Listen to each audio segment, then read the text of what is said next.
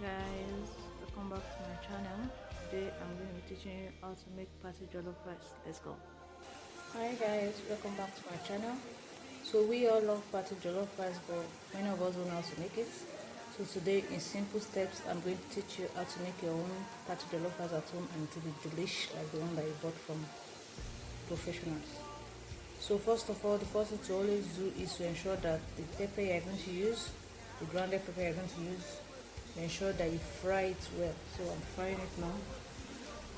I'll show you when it's well fried and ready to be used. You wash your rice and get it ready. So you pour your fried pepper in the rice and stir in. After stirring it together, then you add your stock, whether it's chicken stock or even water. Today I'm using water, just enough water to cover it. Don't make it too much, just enough. So we keep adding water gradually until the rice is done.